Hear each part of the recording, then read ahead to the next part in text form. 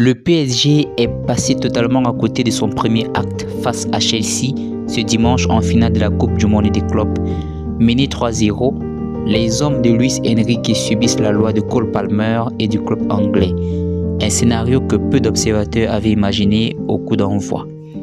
Paris vit un véritable cauchemar ce dimanche soir au MetLife Stadium de New York.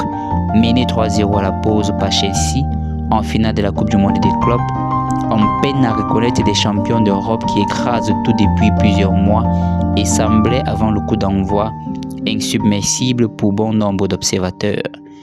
Pas assez adroit en phase offensive, bien bloqué par le bon pressing des Blues au milieu du terrain et foudroyé par 3 superbes buts signés Palmer et Pedro, les Parisiens ont subi la loi des hommes d'Enzo Maresca dans ses 45 premières minutes. Palmer climatise les exploits des titres mondiaux du PSG pour l'instant. Sur une contrepartie de la relance du portier des Blues, Malo Gusto, bien aidé par l'intervention manquée de Nuno Mendes, déboulait dans son couloir droit avant d'être contré par Beraldo à l'entrée de la surface du PSG. Le latéral droit des Blues pouvait tout de même servir Cole Palmer à l'entrée de la surface qui venait loger une frappe enveloppée parfaite de gauche à ras de terre dans le petit filet de Donnarumma. Moins de 10 minutes plus tard, le même Palmer inscrivait peu ou prou le même but après avoir été servi sur la droite avant de repiquer sans opposition dans l'axe de la défense parisienne.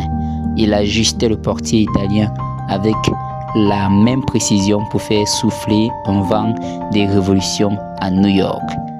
Et alors que cet avantage logique ne faisait pas réagir plus que cela les champions de France, c'est Joao Pedro qui en profitait pour inscrire le but de 3-0 avant la pause. Au 25 mètres, Palmer, encore lui, lançait idéalement le Brésilien dans le dos de la défense, lequel piquait parfaitement le ballon devant Donnarumma à la 42e minute. Comme le relevait Opta quelques instants après une nouvelle réalisation, ce n'est pas la 3e fois que le PSG concède 3 buts ou plus en 43 minutes de jeu sous l'ère QSI. Mais un faisceau d'espoir existe puisque les 2 fois précédentes, Paris avait évité la défaite. De quoi annoncer une deuxième période en feu d'artifice.